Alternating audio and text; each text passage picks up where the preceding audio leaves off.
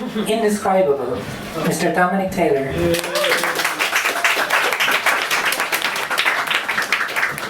Thanks a million, Dora. My poem tonight was inspired by a painting by a local artist, Michael Collins. People might know him. He was the son of the proprietor of Collins's Bar, and he often paints people who had frequented the bar in the 70s and the 80s. And one of them I knew pretty well, and so this is to him, for him, in memory of him. So it's Ghost at the Bar, in memory of Sean Heffernan. Every evening at 7 o'clock I'd see him standing at the Colbert Avenue bus stop. I knew his destination, Collins's Bar. The high stools were his altar, where he pondered life, and pints awaited like old friends. From O'Malley's on Denmark Street to Collins's on Cecil, we travelled together. While I drifted away to family and duties, sometimes I envied his nightly freedom. Now I see only a ghost outline, gazing into forever. Glass neither empty nor full. Thank you very much.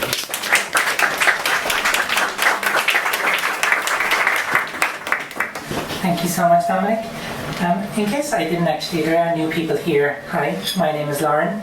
I have a confession to make. This is not actually my first poetry event today. I know. I double dipped. I was in a wonderful bilingual Irish-English poetry event today, which I understood about 25% of. And honestly, when I was coming tonight, I thought I might be a little bit tired of poetry. But then I heard Anne's wonderful stories and saw all of your very excited faces, and I'm just having fun. So thank you all. Up next we have, again as is tradition, we always have the same second poet pretty much every month. And I think after Dominic you are kind of the first lady of the White House. Can we please give it up for Cora Peters?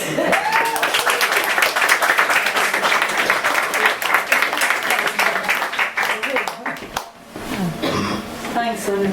Thanks, Lauren. Now, just to give a small bit of context here, and for younger people who might even remember, the dark days of Ireland was ruled by the Catholic Church, and one of their cruelest rules then was that unbaptised babies weren't allowed a final resting place in consecrated ground, and people had to bury their babies, and the peripheries around the old churchyards and stuff like that, just to put them in holy ground. And sometimes they were lucky enough to find a disused graveyard that was consecrated. So this is just one woman's stories, and it's called Ghost Babies. Nan was busying herself in the garden cutting down the old year's chrysanthemum stalks. She waved in salutation and stood and clapped the soft earth from her hands and smoothed down the creases in her blueprint dress. She casually linked me as we ambled to the farmhouse for chit-chat and the taking of sweet tea. She chose that day of days to tell me how her firstborn never took a breath, how she shrouded her in calico and slouched 5 miles along the railway tracks in darkness, carrying her infant daughter in an orange crate to St. Dominic's disused graveyard in Rossbrine. Babies unbaptised were prohibited from burial in consecrated ground and deemed unworthy by Catholic decree. She told me how she clawed her way through tangles of overgrown briars and branches that ripped into her flesh, how she stood amongst the tombstones and raised her infant daughter to the blushing hunter's moon and named her Nell, then laid her tiny bones to rest in secret under earth, with all the other innocents made spectral, born ephemeral, born still. That evening when I called, an ambulance was rolling without haste from Nan's small holding. Her simple supper lay untouched. A willow-patterned teacup lay shattered on the flagstone kitchen floor. I knew I'd been entrusted with the memory of these babies, celestial feathers in our spirit dreams. So I made the sign of the cross, then watched until the tail lights of the ambulance disappeared over the crest of the hill. Yeah. Thanks for listening.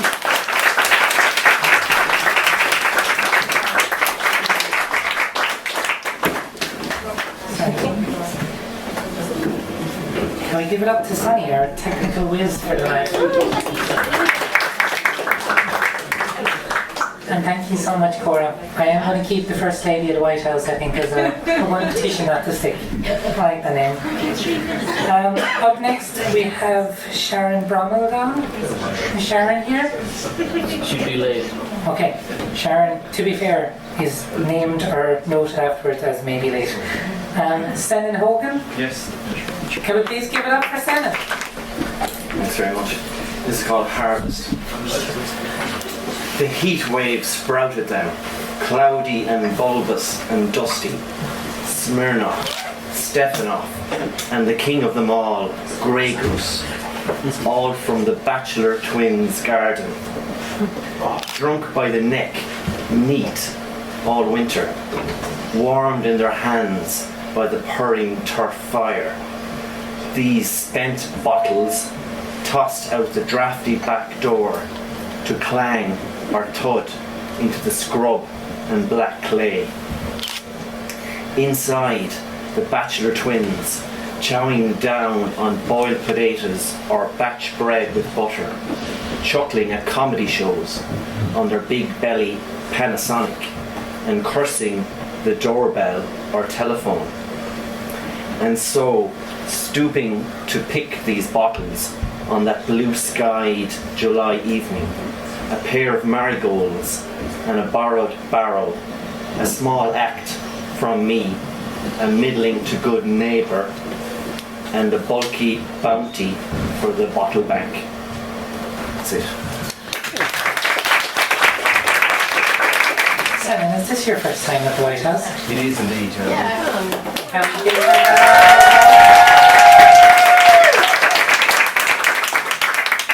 We have a tradition, Senan, every first time we get the second round of applause. And please come back.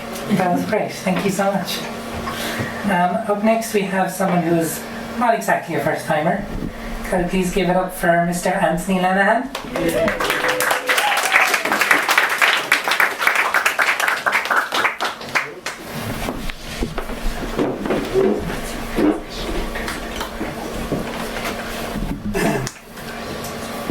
Point of being. Rumpelstiltskin at 88. Still gung-ho, still sizing up this one and that one, still canov shawling, manipulating and needing to be seen as never wrong. Still not easy to be around.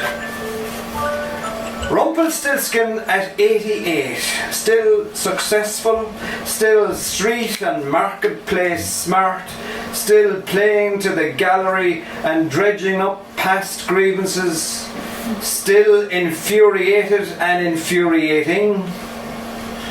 Rumpelstiltskin, still merciless, still my close mentor, my long-standing, puffed-up confidant, still sure-footed, still helter-skeltering away from the inevitable. Thank you.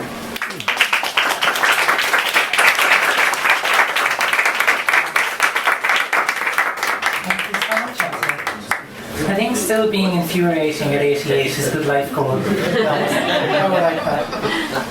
Also, personally, I think hood up inside is a good fashion statement. I enjoy that. I have fights with my wife. Thank you so much, Anthony. Up next, we have another one of our, I think, have taken over the corner regulars. Can we please give it up for Kieran O'Greefa?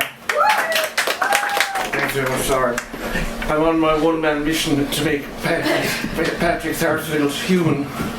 So, this is from the point of view of a fictional character called Irish Tanny, who is Patrick Sarsfield's maid. And it's called The Doubt, August 1690, and it was a quote from a history. On the morning of August 11th, Manus O'Brien came to the Williamite camp with the news that Sarsfield had crossed the Shannon or Killaloe with the pick of his Irish cavalry and dragoon, his objective being the siege train. He was gone all day, and I couldn't keep his pottage warm before it curdled with the heat. Such a waste of kidney, such a waste of me. At evening he returned with the bailiff bell. He lands into the hall, muttering and asunder. His eyes betray him. The doubt. I know this because I know the doubt. Eilish Tani is sin for a reason. Pensive and dark and cursing in French, all evening, the light warm on St. Mary's stone, he moves about his rooms, checking, rechecking, the saddlebag thrown over his shoulder, then emptying it onto the table, filling it again. He goes to the window and checks for the sun. Oatcakes, woman, he says, cheese and grog. We have had no cheese this past month. Beyond such doubt, I can't tell what all this means. In a chest he keeps 2 flintlocks, powder and ball. He fixes the guns on his belt, draws his sword and checks its temper with his thumb. Then he is all about it again, check and fill. I know that all he is doing is chasing this doubt. In the morning he seems strengthened by the sun and mounts his horse with a leap from the stone. I will be gone for some time, woman, keep the tower warm. Everyone knows how the blast at Ballinity was seen from the city and how a great cheer arose when he got back and the progress was over. He came back to Fanning's Tower, back to me, and slept in his greatcoat until the bailiff's bell rang, loud over Limerick. Poor Limerick. Poor me. Thanks very much.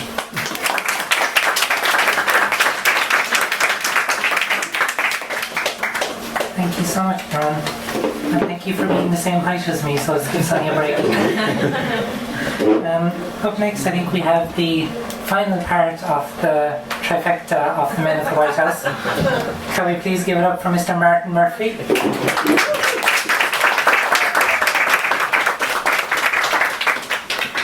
Thanks, Tom. This one's called Cup Final Day, 1977. 11 years of age and unable to sleep, brimming over with excitement in anticipation of tomorrow. It will be the 21st of May. You know the sun will shine, it always does for this day. You'll be in front of the telly waiting at 9:30 a.m. for it all to start. This is no ordinary game. This is the FA Cup final. A 5-hour kick-off on the telly.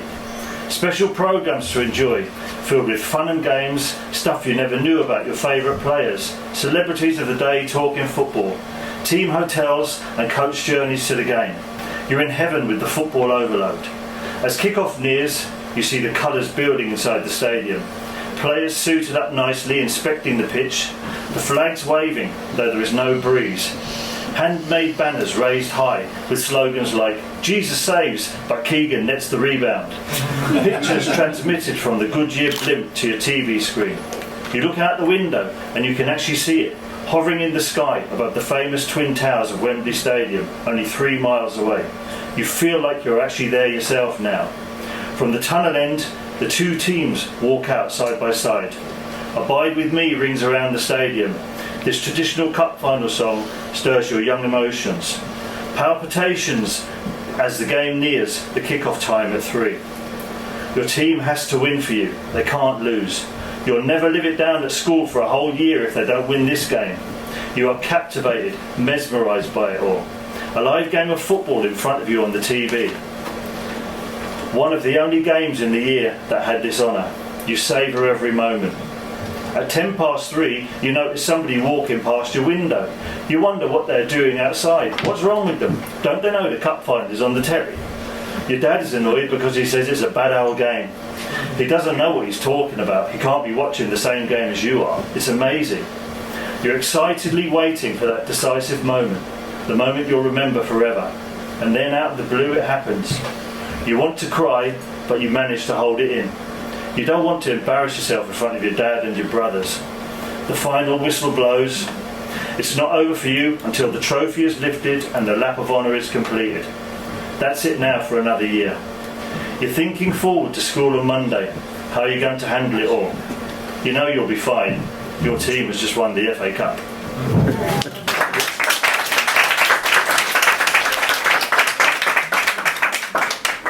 Thank you so much, Martin. Martin, I don't think I've ever seen you read where the audience wasn't laughing and smiling. I think that's a effects that have on people. Next up we have the man who might be able to turn the trifecta into a quartet. Just give him some time. Can we give it up for Peter Riley? Thanks very much. Thank you, Sonny. That's really appropriate now because this poem is called Taller. And really what it's about is, I've talked about my son before. Now my son is actually 16 and he's 6'5", okay? So this is really about the realisation where your son actually is taller than you. And what this means. And I suppose finally this day has come when I've been outgrown by my own son. Much to the amusement of everyone, you see it happens to us all, whether you're short or tall. Oh, I remember a time of him being only arm's length, measuring him by door marks as the years passed by. Now, a tape rule and a spirit level do not lie. About the size of this colossus, his ultimate dream being 6'7". Alas, if he keeps guzzling all those gallons of milk, he'll soon reach the heavens. Now, I used to be the tall, gangly one. But now I've been brought down a rung by my much taller son. Swaying in the wind like a poplar tree, people used to ask me for the 1000th time, "What's the weather like up there?" Which drove me absolutely spare. Now growing old, or so I've been told, is all about going down and shrinking. Once you ascend the summit of 50, life becomes a gradual slow descent until your body leans forward, becoming all twisted and bent. And being tall and straight as a rake becomes only a distant memory. Thank you very much.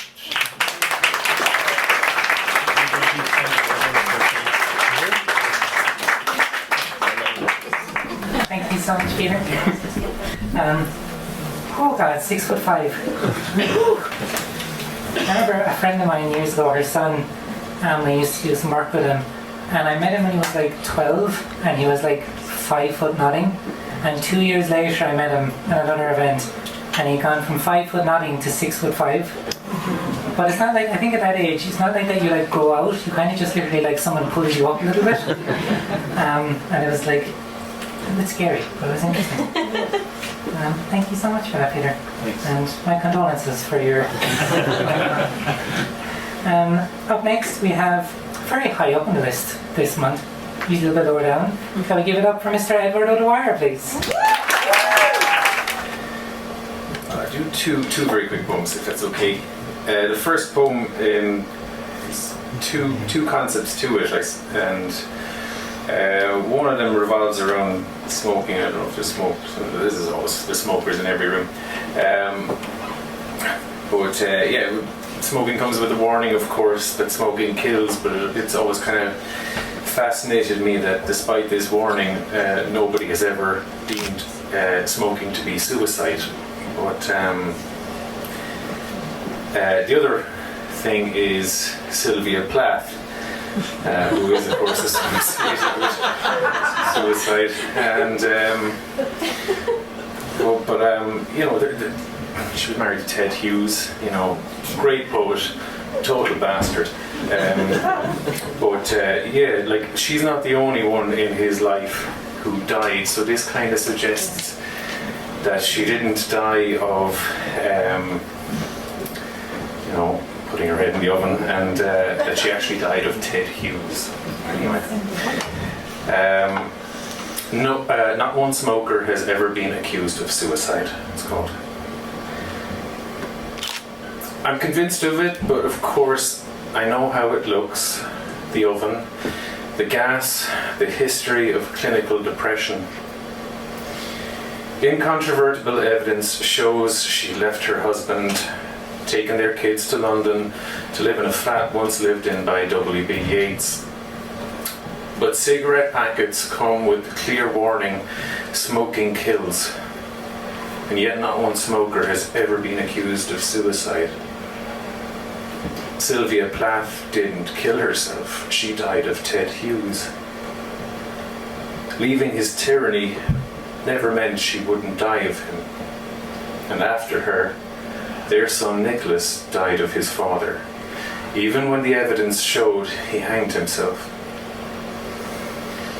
Asia Wevel, Hughes's girlfriend with whom he'd conducted an affair, if we are to judge it by just the forensic evidence, killed herself also and took her 4-year-old daughter with her into that death. No coroner in the land would have determined the cause of death in any case to be Ted Hughes, and yet smoking cigarettes absolutely is suicide. I'm going to lighten it up a bit for the sake of it. It's probably necessary. This poem is, I think it's romantic, but it's definitely, and it's not the only cannibalistic poem I've ever written, but it's probably the most cannibalistic one I've written. And yeah, romance. You look good enough to eat, dear. You look good enough to eat, dear. I can't believe I said that to you. I'd never said that before. And why then? You stared back at me with a look that didn't bother to acknowledge its oddness, and our lives carried on the way they do, in their very tiny and subtle insistences. It was later that day, and in a solitary moment, I imagined taking a knife and fork from the kitchen drawer and cutting off a finger of yours, then crunching it between my teeth. You watching on attentively as my jaws worked to break down bone. Was I repulsed then? Did I stop there? I did not. Next, I took a carving knife. Again, my movements so slow, precise, and began slicing away your left breast. I was admiring how it came away so purely, so efficiently, and then I chewed on your left breast and smeared its blood around my gorging mouth, and the whole thing was an act of great patience, the consuming of your left breast. You'd be amazed, no doubt, how even in a reverie, in fantasy, the breast, raw, supple, gelatinous, needs very committed grinding, very dedicated mashing, before it can possibly be swallowed. You look good enough to eat, dear. I can't believe I said that to you. Thank you. I have never thought I would hear the idea of I'm going to read my cannibalism poem to lighten up the room. I think it did. Thank you. Okay. That's a hard one to okay. Up next, I want to need you to give this next rider a lot of support, because this is going to be a little bit difficult for her. Because she has to come all the way back down to our mere little open mic after last month being our featured reader. Can we please give it up for the wonderful Miss Kaya McCarthy?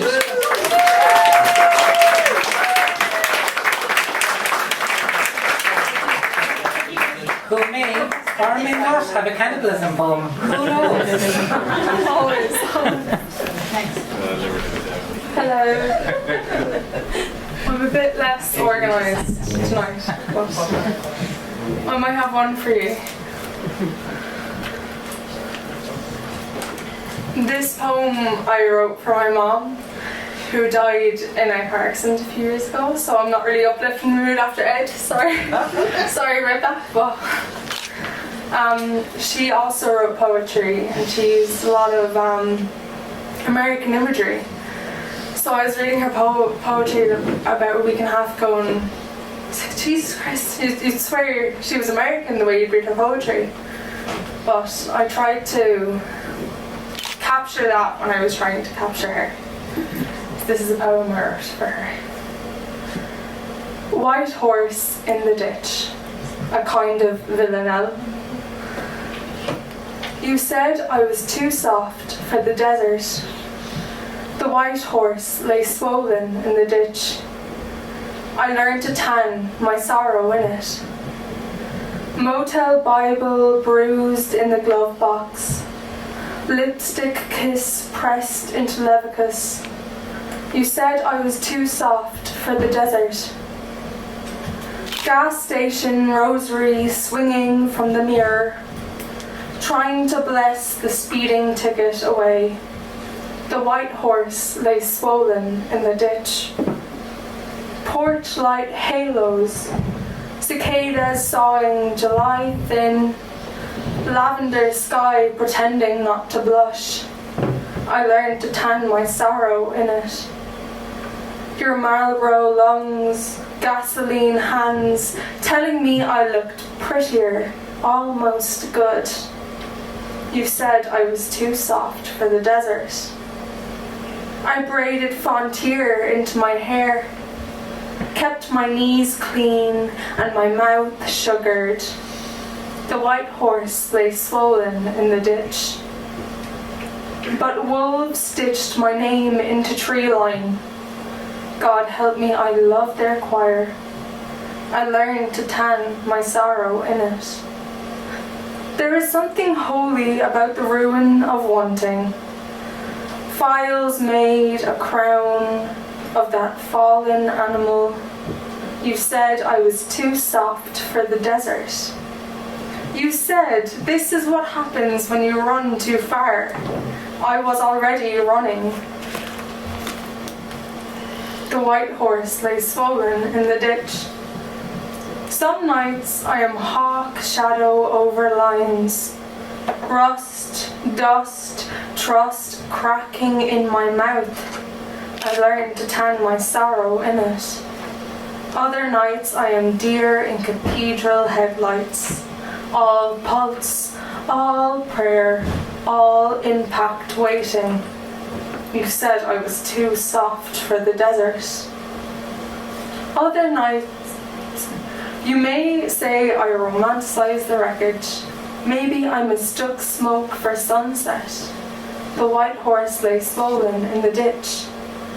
I don't want to be saved, I want to be chosen in a burning field. I learned to tan my sorrow in it. If heaven is a porch swing and hell is a long stretch of road, you said I was too soft for the desert. But I was never the white feather. I was the hunt, the hunger, the return. The white horse lay swollen in the ditch, and still I learned to tan my sorrow in it.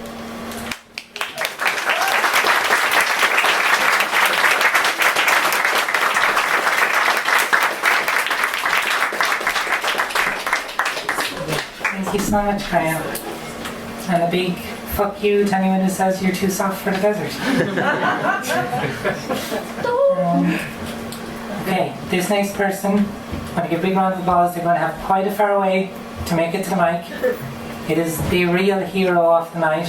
Can we please give it up for Sunny?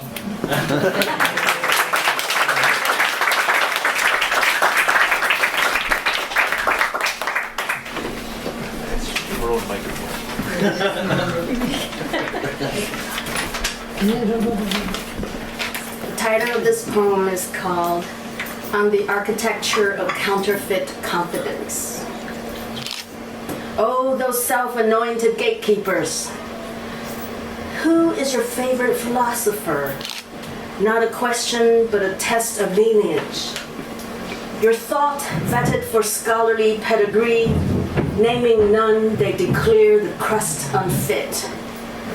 What school of thoughts do you follow? Not a question, but a taxonomy. Your intellect scanned for a pre-approved label, finding none, they declare the library empty. Can you repeat back what I just said? Not a request, but a sonar ping. Your mind graded for its echoes over immensity, returning none, they declare the ocean dry. Oh, those self-anointed gatekeepers. To be near them is to fall into a cave where the sun is stolen. Your ideas, mere pebbles, weighed against the mountain itself. Their counterfeit confidence is the dungeon. Their pseudo-certainty, seamless ceiling closing off the sky. Their aweless authority, falling rocks that bury your voice. Their hollow help, steady pressure of a thumb upon your airway. What the muck? In their kingly, distorted minds, the worth of a soul, only a stepping stone on the stairway to their personal heaven. This hunger for a stone to stand on, for a head to look down upon, shapes the gavel in its silent law. Me superior, you inferior. They become the dungeon's own dragon, cannibalizing fellow immured.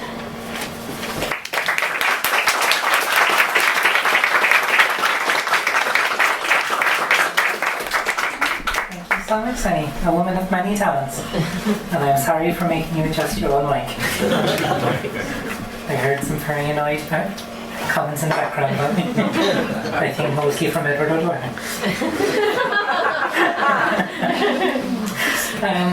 Up next we have a man who got me on the radio during the week to talk about the White House.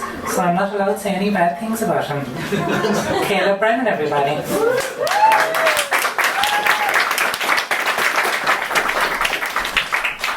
I encourage bad things being said about me.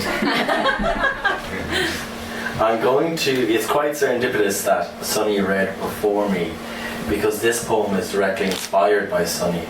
Because the last time I was here last month, Sonny approached me in her ineffable glory and told me, why don't you write a poem about being old? I want to hear what it's like from your perspective. And I had to kind of spend a month glossing over how am I going to write this poem. And I was thinking, okay, maybe I'll talk about, how I sigh when I get out of my chair, how I care too much about football. But I thought one thing that maybe kind of resonates is that as I've gotten older, is that I have a lot more empathy. And then when you get older, you kind of experience life a little bit more. You have your heartbreaks, you have your losses, and you kind of feel a little bit more. So I was kind of trying to resonate that through the poem. And one aspect, and one thing I found kind of weird when I was younger, but I kind of understand completely now, is people in poetry events who close their eyes when there's a reading going on. I used to think it was a bit weird, but I actually understand completely where it comes from now. So this poem is in dedication to that, and the people who close their eyes. It's called The Listeners, and it's also written now. There are those at poetry readings who close their eyes. Go around the room, watch them now. They're the ones that matter. For you know what they hear was never a surprise. Do they seek the sauce that aches the pain they disguise? To the distant memory which comes clinking closer until it shatters? No, there are still those at poetry readings who close their eyes. Who, by each day filled with life's lonely lameness, still rise, go through the blown out hearts and collect them amongst the scatter. For you know what they hear, it was never a surprise. Take down the story of their lives and find the lies. Pick out the parts you see in yourself, which will always be the ones that matter. Remember, there is those at poetry readings who close their eyes. You are now as wise, and climb out each morning of the bed with new sighs, of fresh pains of old stories hung up and told again with less flatter. For you know what they heard was never a surprise. For you've known the stories as your own and hold them now like a prize. Because a feeling, a thought, a moment shared is not one which is sadder. For now you know what they hear was never a surprise. Because there's those at poetry readings who close their eyes. Thank you.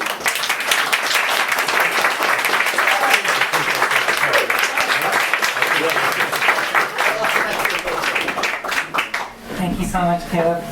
After that introduction, I kind of sat there and closed my eyes while you were performing.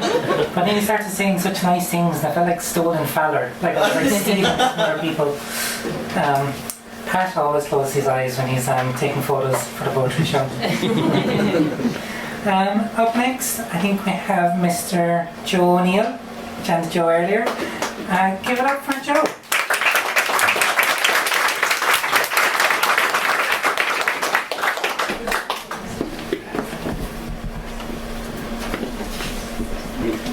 Thanks, Danny. I was wondering what I'd read this evening. And then I thought I'd written something about Limerick, so this would be the obvious one to read. It's a place I used to go with my camper van as a corrupt chase. And unfortunately it's not a campsite anymore. So I've got the memories, that's what counts. I've called it Morning in the Forest. A serene early morning forest, bathed in soft sunlight, breaking through the gentle mist. Birds fly across the sky, singing softly, while low clouds drift above the treetops, their edges kissed by gold. Sunbeams spread themselves between trunks and branches, turning dew into a shimmer of waking light. The forest exhales last night's coolness, and the earth smells green, awake, unhurried, as if savouring the new day. Somewhere deeper, a stream moves through shade, its sound low and steady. Wings flutter and vanish into light, leaving a trace of warmth in the air. The mist loosens its hold, lifting a thought that no longer needs to be spoken. Leaves shift in the waking breeze, brush gently against the light, catching hints of the sun's first glow. In the widening quiet between bird calls, time itself seems to pause and listen, as if the day, still young, is choosing how gently it will unfold. Sinead.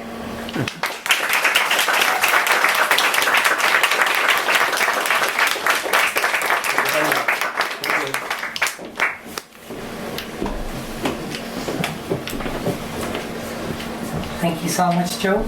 And Joe, Sonny told me earlier tonight, Sonny pretty much runs the night. Sonny told me, Joe, that this is your first time at the White House.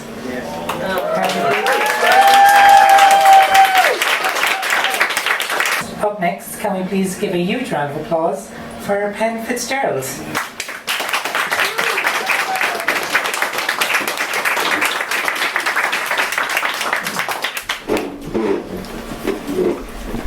Thank you.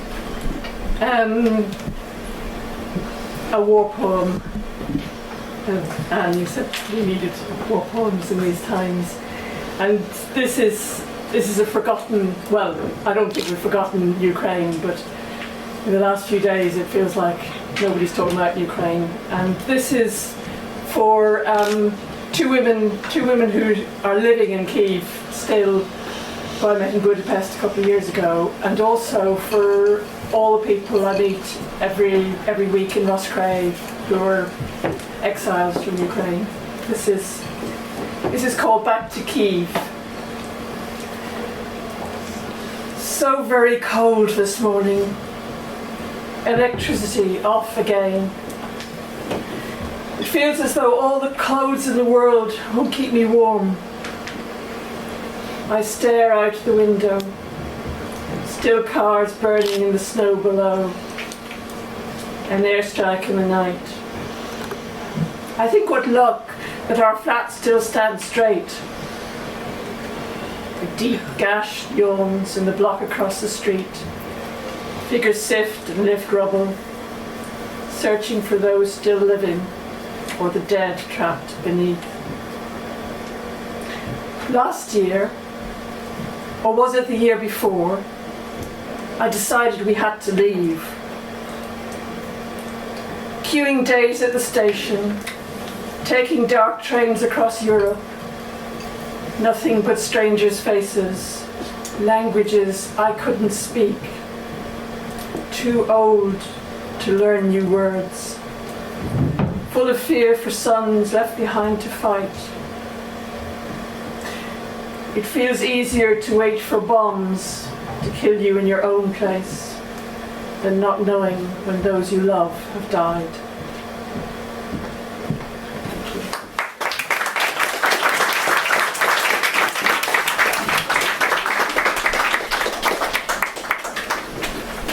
Thank you so much, Penny. At the poetry event I was at earlier today, we had a student from Ukraine performing as part of it, and kind of about her experience growing up and some of the people she left behind. I think she'd be very happy to hear that there's still plenty of stories and voices talking about Ukraine as well. Sorry, go on? Pen is new. I'm so sorry, Mickey. Pen is new. Oh, sorry, Pen is first timer. Can we please give her a round of applause?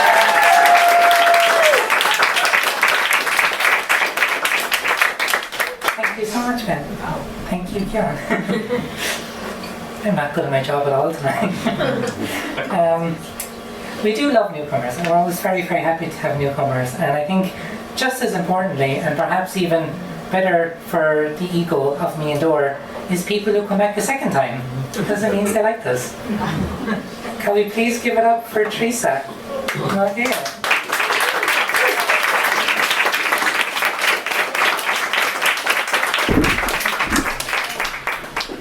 Hi, because it's March and Mother's Day is included, I do, and I like The Darkness and the Light. I do have 2 poems, but I'll be very quick.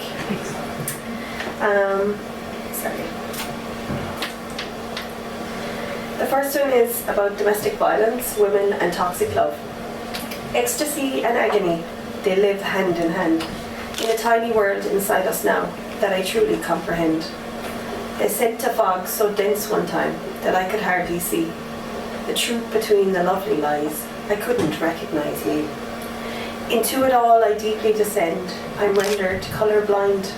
I try to move, to shout, to scream. You only comfort me.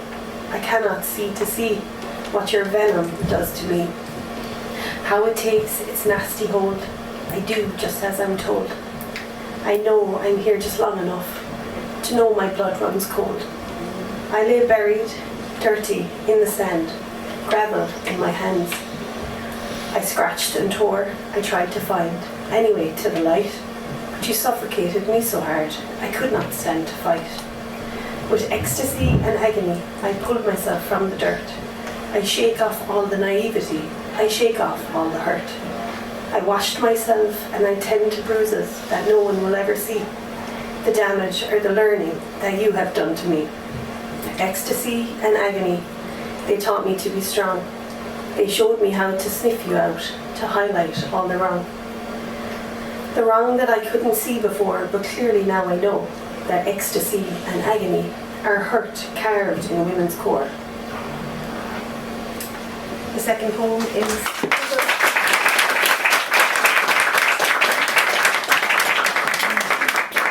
The second one is much lighter, and it's an experience of a mother to a very early baby. It's called A Day, a Moment, a Knowing. If I need to know the world, then I lay down next to you. Suddenly all that I fear now wonderfully feels untrue. I listen to your little words, so simple and so sweet. I learn that every day's a loss, and I touch your little feet. If I need to know what beauty is, then I lay down next to you. I look into your little mind, it highlights what is true. For we are one and full of love, and that is all we need.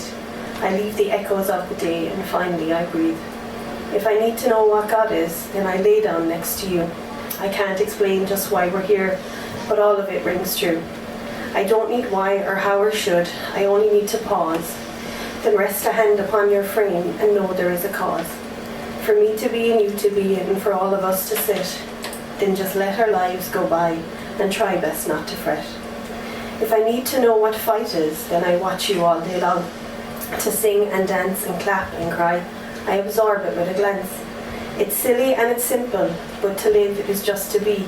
So lay down with your lovely ones and see what I've just seen.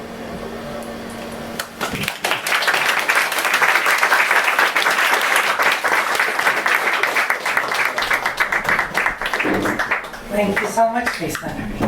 And having a second uplifting poem not about cannibalism. Interesting. That was lovely, Dr. Staines. Thank you so much.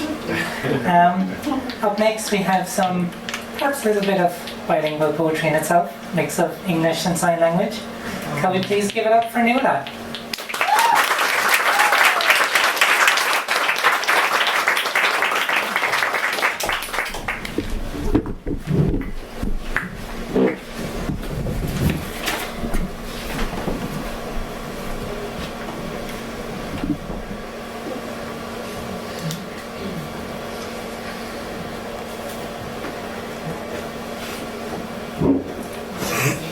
This is part of sign language. You have to get perfect your, your hands working, your mouth working, your eyes working. You don't have enough stuff, you know. We need extra few people to help us. My poem is called Darkness, My Friend. So, darkness, my friend.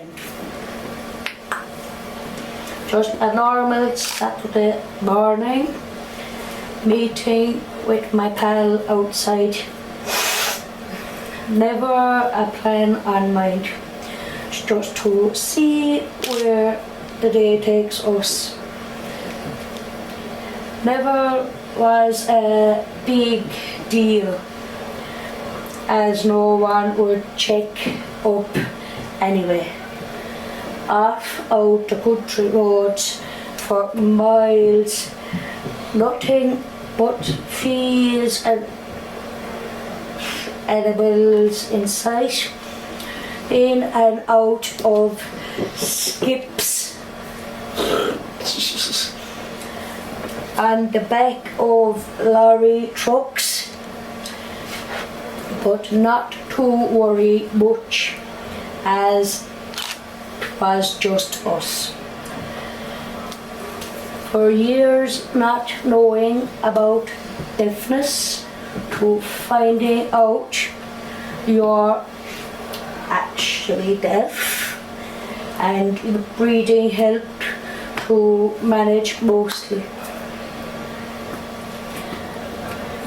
To then being put in a deaf school, finding sign language and a new culture.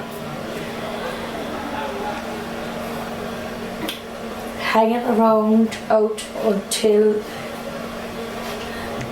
the street lights go out, then running home as fast as you can. So fast, even taken on a police chase. But you don't stop, because it's dark and you get here. To becoming an adult and having the biggest fear of darkness, as you have it dealt with those childhood traumas. Families become broken, they part ways, there is lots of anger and guilt.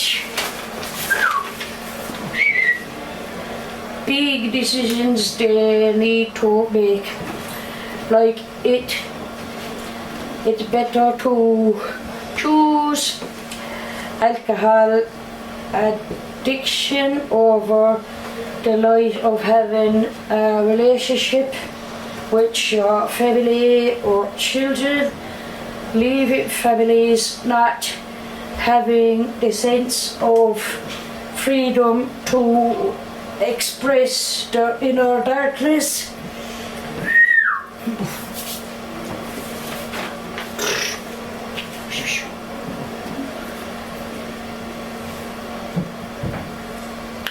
Depression looms and sorrow have us with many days feeling blue or sad, keeping all those dark thoughts and secrets to yourself. Then along comes everyone who thinks you're good, you're average, you fight because you only called, text recently, and you never show any sign that they could not understand how today you are no longer here. Suicide crept up on you and you just couldn't do it anymore. This brings me to realize, darkness, you are not my friend. La la la la la la la.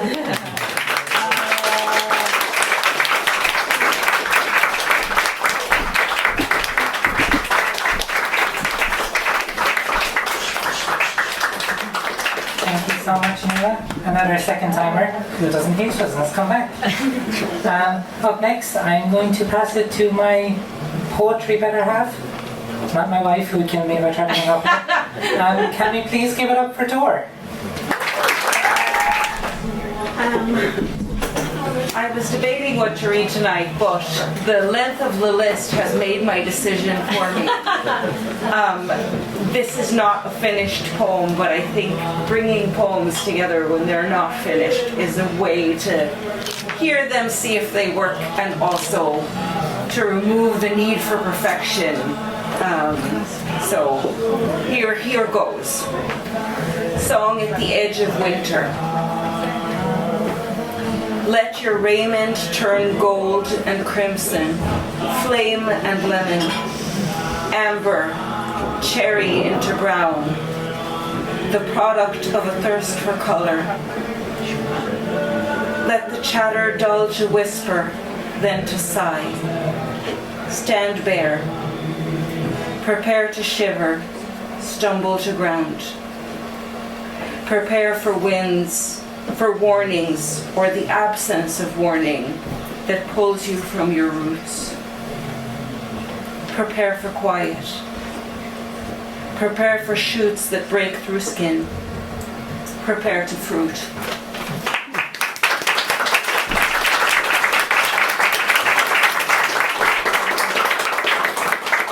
Thanks so much. As Thor mentioned, we are going already quite over time, and I know the music is kind of already started. We're going to try and get through a few more people, but we may not get to everyone, unfortunately, tonight. I'm going to shut up, and can we please give it up for Oren Ryan?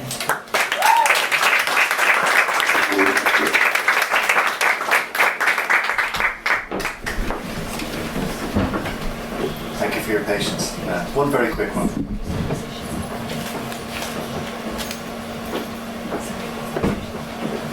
Terror Drone. Night is this theatre parcelled into curtains, playing beyond these window frames.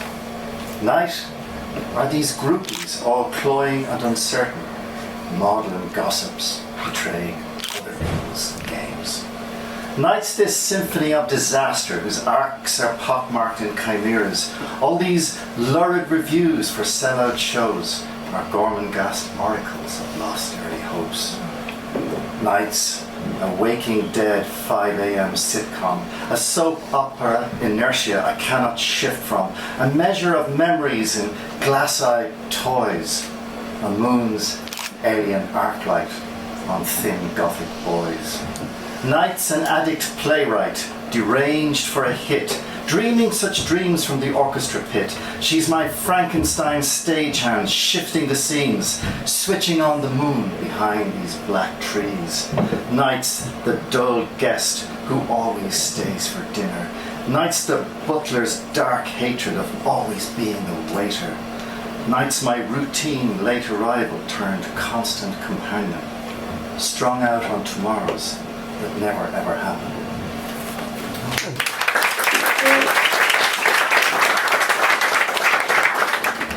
Sai, do you want to come up and do a piece? I'm waiting. Please give it up for Sai.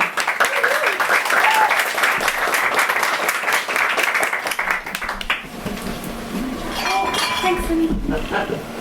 Once again, didn't write anything till I sat down. Apologies. Failure to launch. Failure to launch. It's more than just a cute movie starring Sarah Jessica Parker. It's the feeling of decision paralysis during the day and the desperate desire to get your life in order at 3 a.m. It's seeing all your peers achieve everything you talked about in the smoking area back when watered down Jaeger bombs were 3 for €10. It's always being overlooked for plans when you're the one who championed everyone else's relationship to the finish line and you're left alone every weekend after too many traumatic events made you socially stunted. It's the struggle of putting in more effort than anyone and still always falling short of the mandatory perfectionism. It's waiting for some jolt to get your life in gear, but only being jolted around crowds at gigs no one else is interested in going to with you. It's being told you're otherwise a perfect fit for the job. You're first in, last out, clients love you. You're the kindest, most respectful person to walk through the doors. Unfortunately, love, you're just not smart enough. It's seeing everyone who bullied the life out of you get their happy endings and expecting congratulations, but when you were the one ahead of the pack once upon a time, you were met with the same silence that's washed over you ever since your life burst into flames. It's being grilled in interviews while you have no experience and what have you been doing with your life, when in reality, you are trying to not lose the last of your sanity while poring over dusty library books, waiting tables, singing, child-minding, and sweet-talking clients into spending 3 times more money than they intended, but apparently that doesn't count. It's having written dozens of poems and having 10 outlines for novels written and doing nothing with them. It's going from Sunday morning cuddles and multiple games of Scrabble to being back around people asking, when are you going to get your life together? Because sure, by the time we were your age, we had a house, a mortgage, and 3 kids. You don't have anything or anyone anymore. It's starting over again and again, no matter how many times life rams your face in the mud. Dealing with rejection and grief while people expect you to climb the corporate ladder as if nothing's happened.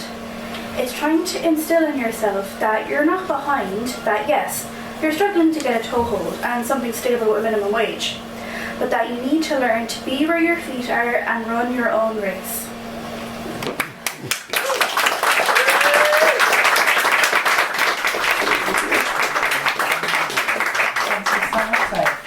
Another second time reader, I believe. Tom, I think you want to read from your seat down there if you want to go next. I will, yeah. Go for it, Tom. Give it up for Tom. He done something about cigarettes. He went the roundabout way about talking about cigarettes killing you. But I'd go a more direct way. I was once a fresh green leaf. No worries, no regrets. But now I'm trapped inside a box they call you cigarettes. I find it hard to breathe in here and screaming let me out. And when you do, you light me up and put me in your mouth. I was once a fresh green leaf, no threat to anyone. But now I'm trapped inside your lungs, my life has just begun. I strive to make your breathing harder and make you cough and choke. I block up all your arteries. I tell you I'm no joke. I get revenge for all the times you put me in your mouth. I let you breathe me in, but you'll never blow me out. I cast a shadow deep and wide far across your chest and listen to you gasp for air until your last request. You were once so fine and strong, no worries, no regrets. But now you're trapped inside a box because of cigarettes.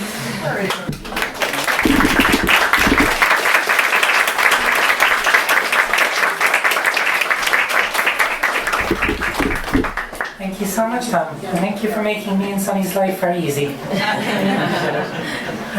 Joe Healy, Joe, would you like to go next, please? Yeah, Joe. Before Tom, thank you again. So I wrote this 2016. It's about an American president. He's back again. We used to laugh at him at the time, not anymore. I didn't know he'd be coming to Doonbeg this year, maybe with the golf course there. So this is called The President's Shovel, and it's in my latest book. unsaleable now. The president's shovel, a foggy day in Doonbeg, perfect for the president. He grabbed the shovel, began to dig. He'd smuggled it out of Air Force One under his long black coat. It was easy digging in the dunes. From the limo parked nearby, he brought out the body bag. The CNN markings were still on it. After covering the bodies with sand, he chuckled to himself and said, "Coming to Ireland during the St. Patrick's Festival is the perfect cover." The president threw the shovel into bushes and, satisfied no one saw him, went back to his golf buddies. 2 days later, a huge storm hit Ireland, the coastline around Doonbeg and much of the golf course destroyed. The first thing the public knew was that the missing CNN reporters had been found. In what became known as the St. Patrick's Day murders, the American with the funny hair was convicted of murder. Quoted as he left in this courthouse, the convicted man shouted, "Fake news, fake news, I'm going to get all of you." Thank you so much, Joe. And I'm just going to move on to try and get in as many as we can. Susie, would you like to go next?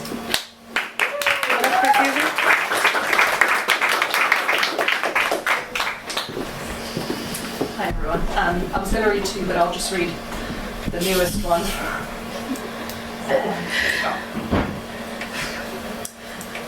This one is called, sorry, one second. Sorry. This one is called "I'm Not Sure Which Way Is Forward, but It Feels Like." Forward is moving out of your parents' house into a room with sky windows and showering as long as you like and being left the fuck alone. Forward is job applications and waves smashing into mist and hair growing long again and petting a dog with auburn hair that should have been named Jolene. It's watering your plants and making tortured small talk with the librarian whose jumper is older than you, while borrowing a book which very clearly has sex in it. Forward is going on a stupid mental health walk and digging through piles of depression laundry to find the grey behemoth that is the only sports bra you can trust, and forcing yourself onto a treadmill in the middle of winter, even though your heart is still so broken you can't stand up straight. Forward is new boots and cutting your own hair and not writing another poem about your ex, which you will wish you could email directly to his frontal lobe so he would finally fucking understand you. It's cleaning out the shower drain and buying the wrong size bin liners and feeling like a holy martyred saint for hoovering the floor. It's finally asking your barista a question about himself and realizing he's not as much of a dickhead as he's always seemed. Forward is talking to people you'd normally ignore because they seem like dickheads, and realizing they're actually kind of awesome because it turns out you were the dickhead all along. Forward is taking your antidepressants in the morning like you're swallowing daylight itself. Like you're finally swimming upwards to test your budding, freakish proto-legs on land, and finally understanding how much of life you've gone through as a salty primordial shithead. It's wanting more than anything to never, ever return to the sea. Thanks so much.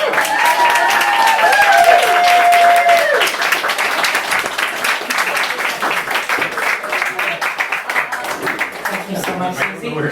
That was class. If you want more classes from Susie, her book is for sale just out recently.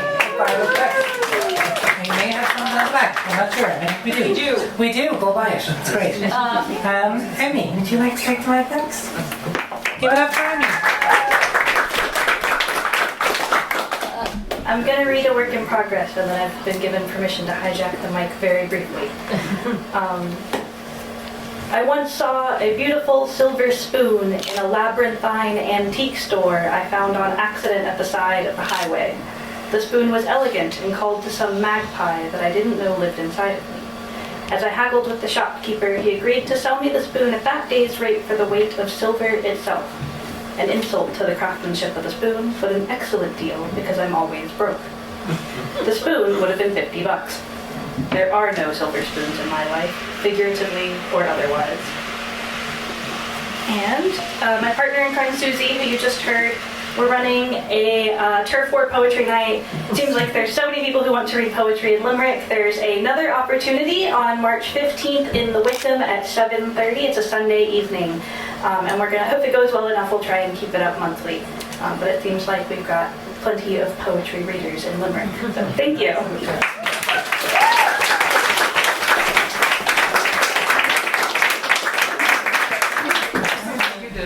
Shots fired.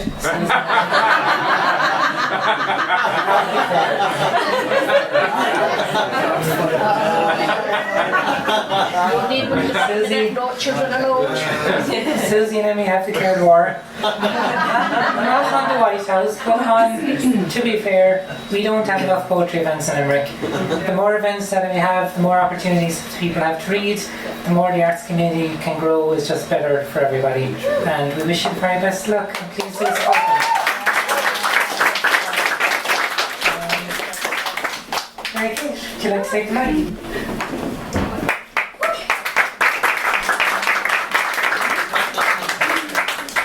This one is called Cosmic Jokes at Crossroads. I was travelling solo that trip, but I was hardly alone. I made friends at every other crossroad. I had landed in the city with no plans. You were my barman. I was charmed. We exchanged anecdotes, last dreams and hopes, and within a few minutes we'd inside jokes. I think it was part of a greater cosmic joke. There was an air of merriment with which mischief harmonized as lines left your smile. You had your own beat, certainly, and it reverberated within me. You drank amber whiskey after your shift at the end of the day. I felt the burn as we locked eyes across the room, and I swore I knew you in that dim light. You felt it too, you must have right. And when I walked away, I knew I'd left a piece of me back there that night.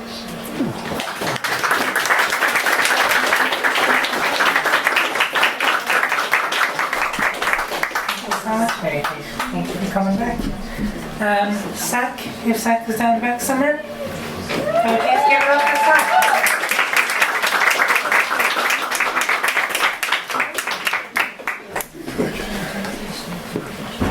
How are we doing? I read this one a couple of years ago. It's from my grandmother, but it was our anniversary last week, so I thought I'd read it again in her memory. So it's called On Her Passing. When we went on family holidays, I always shared a room with my grandmother. A few days away from everything at times felt like forever, but now, all grown up, I struggle to think of many recent moments where we were all together. While we were away, Nana said I talked in my sleep, and I was so bothered when my mother asked what about, but I never should have had any doubt that Nana would say secrets, secrets that she would keep, that she always kept, or maybe in time just forgot.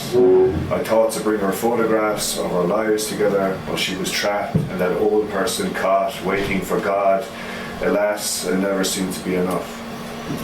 Still, in that album, there is a picture of us, arms linked and our feet walking the empty streets of Kilkee, discussing things that I now have no memory of. I like to think that you were telling me secrets. Thanks. Lovely.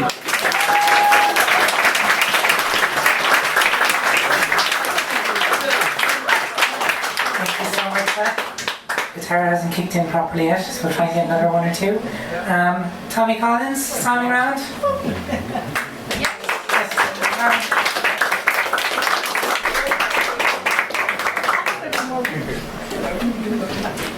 So Lauren usually gives me this great introduction about being a bilingual poet, and this week she didn't, and I'm actually going to read in Irish. Please give it up for bilingual poet Tommy Collins. This was in the Poetry Ireland ebook there back in November, The Art of Surfacing, and I was working on it for years, and then the poet Africa McHugh helped me get it up to a publishable standard, so thanks to her. The gist of it is memories of the last trip I went on with an ex driving out of Tralee towards Castle Gregory, and just the beautiful sight, but it ended up being the last weekend we spent together. So that's the gist of it. If anybody wants a longer translation, text me. Lay into Derry to Rios. Knock on the Cure and a Knick or Shisha, on Glunder and a Goira, folks in the Vocally and Lish, Shablina Dale, Teresh, Dom and Ross, Jorha, Casa or Yesh, Is Muid a Hiru o Yas, Australi, or is Sheer, her Kahari Voron. Amach Hui Huli, Don Uina, Leave Mish, and Servanda, Gurmglas, and Spera, Gon Nail, Rowing, Os Kion, Cash Longrira. Ní raibh gomach spléacha ar feadh meander trína spracail a spréach ar an Waiscá, ar an lón súil taobh hirir das Iacán Passionera I Mazda 323, Iasach Tom Bháirse, ar an rot a hit go bog a scamel green áirithe, a fóg an fair sléibhe, a cuimil na caragacha, feag na bhánaí, drimnacha, ganamh clica, áil scéimh na finne ar a fud, thar an mhuineáil gealbán. 60 seconds dar nóige in dhé sin, míle eile in 86 fágad é fíortaín, Conamar in éanos le Arcade Fire, funeral á casa ar an Seintor MP3, agus Valartíam ar spéictí Graine le haig picture, ag cur stadúirí ar in is í féin a ról an tanóí garmúil in a camera digital beaglia. Cur a tús le córá ar cuasaí dinéir, agus an card ag teacht in ard an teacht sire. Fall Road Coshladig rib our Maul and Tronona.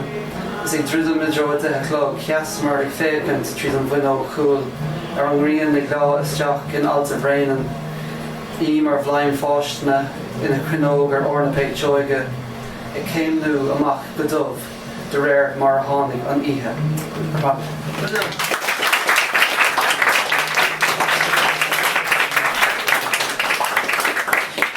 Thank you very much, bilingual poet Tommy Collins. Caught. Is Caught here again caught up for a poem? Is there up for a poem?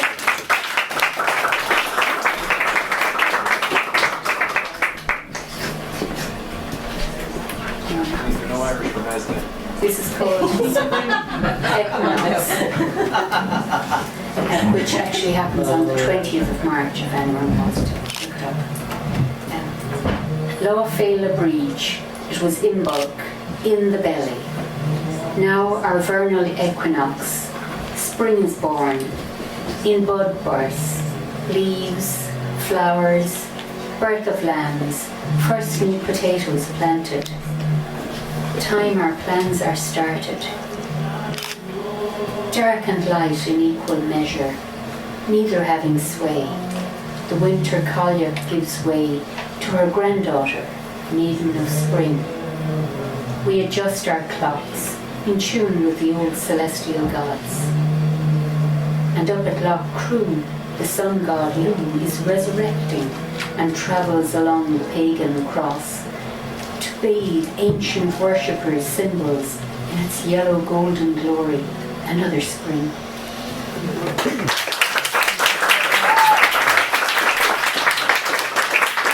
Thank you so much, Paul. Laura, just a reminder for anyone who's performed tonight, if you haven't signed the photo release form, please make sure to do it before you go. Sharon, would you like to take the mic? We give it up for Sharon. This is my first time ever reading a poem out loud to anybody, so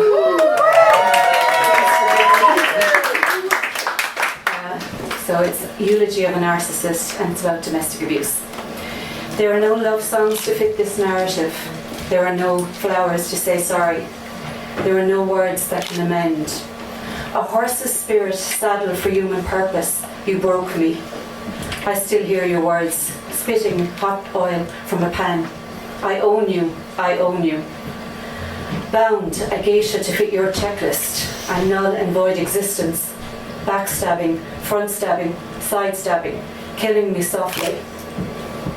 Emptiness carried in a heavy suitcase, invisible to the naked eye. Tears of a clown, happy, clappy frown. Smiles hiding brutal existence, a knight in shining armour, an executor in under armour. All wrapped up in a bow, a pretty ribbon you tied tight to choke and tie down. There was no tap out, no escape, no running for the hills. There was just stay. Like a dog, you commanded loyalty, obedience. You said when, where, how, and I obeyed. Until now. Artistic license, poetic freedom. A penitentiary of power shifted to free reign. Tight grips on the rope of authority, pulled in a tug of war between right and wrong. I abandoned my shackles to open the gates. House devil, street angel, reversed, unveiled, revealed, turned around, shifted and unmasked. Truth rising to the top like sour cream. I will not be repressed, restrained, restricted or reminded. I will not plead the fifth, no comment, be muted, edited or silenced. I am 12 stone lighter without the Ozempic. Farewell, goodbye, slán, adios, ciao, au revoir, auf Wiedersehen, bless, shalom.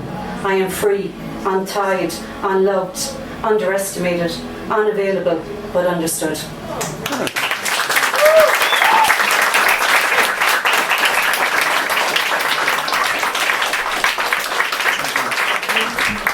Give another round of applause for first time readers.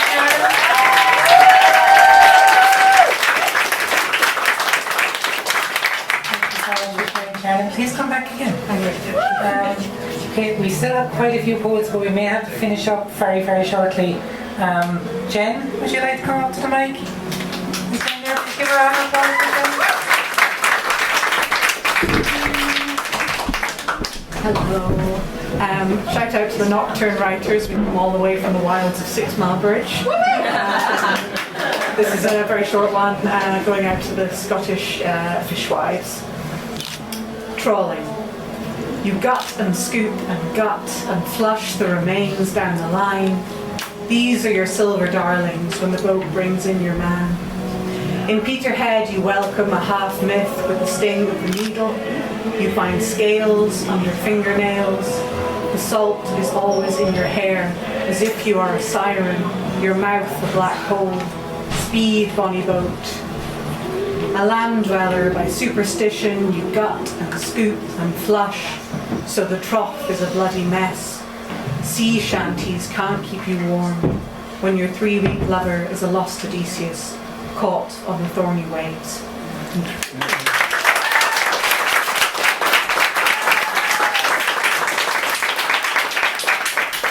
Thank you so much, Jen. Up next we have a poet who used to be my college lecturer. So, you know, teachers have a big influence on our lives, so if you've ever heard my poetry and didn't like it, you can blame her. Please give it up for Maria.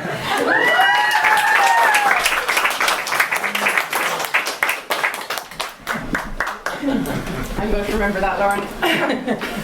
Okay, thanks for making time for me. My poem is called Before Winter. I'm also a member of Nocturne Writers Group, so shout out to the girls at the back in from 6 Mile Bridge. Before winter.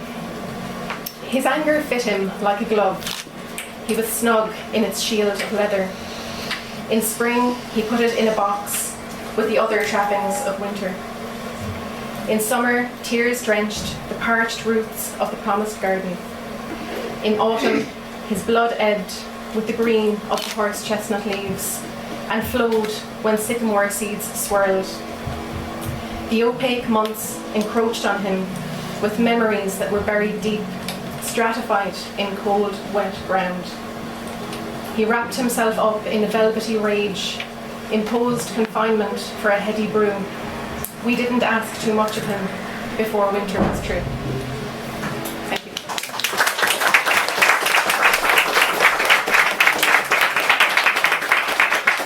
Thank you so much, Maria. I've been saying we're finishing for the last half an hour. I'm a disaster. We have 2 poets left, so we might try and go through them quick and then finish up. Eilish, would you like to come to the mic? Give it up for Eilish, everybody. I'm also a first timer, also part of the Nocturnes. So. Poem for my father for Father's Day. He's not much of a reader, not one for words, but he's very good with his hands. And the poem was about a memory I had of him making me a hurley. And yes, I am from Clare. I know. It's called The Shavings. I tried to gather the shavings in my little hands. but your dinner plate-sized hands work the plane so easily that a veil of shavings cover my hair as I work at your feet. The smell of the dry wood somehow awakening the memory of its life again, and your dark shed is filled with a sense of an ash forest eternal. You are a master at play, busy working away at your wooden bench, seeing the shape hidden within the wood of the hurley you are making for me, holding it out, measuring the distance from the block to be removed with your eye somehow, tongue to the side of your mouth in full concentration. I try to help you with the work, filling the turf bag with the discarded shavings, using my dress as an open carry sack. But I get distracted, uncurling the long pieces which have fallen like a natural crown on my head, an inheritance of sorts, and instead place the softened pieces over my ears as make-believe earrings. I can tear them easily, even with my girlish strength. Now I am a woman, busy working away at my wooden desk, striving to carefully uncurl the discarded shavings of my memory. And instead of gathering them for the fire, I slowly work to unfurl and straighten them, to piece them together to make a page, continuing the work, wasting nothing of the tree. I make my marks, forming the words like you with your pencil, drawing out the shapes, measuring the distance from the block of time to be removed with my inner eye somehow. Mine is still a child's attempt, it feels, an apprentice at play. I will never be able to make a manly mark, and must be satisfied with a mere womanly touch, the gap between us always remaining. Yet you with the wood of the ash tree, and me with the sheet of paper, both with our pencils, measuring out our acts of love, have in one accord, in imitation of Joseph and Mary, finally united in the wood of the tree. Perhaps that memory of a tree has the power to stop the lathe from whirling, even for a moment, to be seen and heard unveiled. Workers both, wood turner, page turner, father, daughter. Give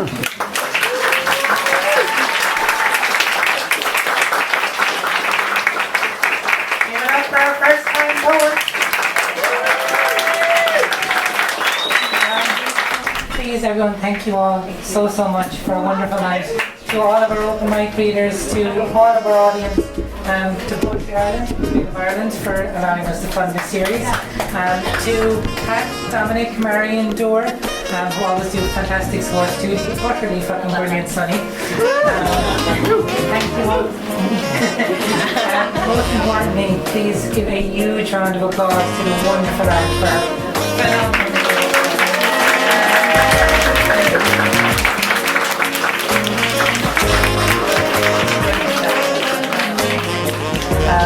We got through 30 people, so we open mic. Thanks so much. Safe home. See y'all next month. And go listen to the very nice musician upstairs.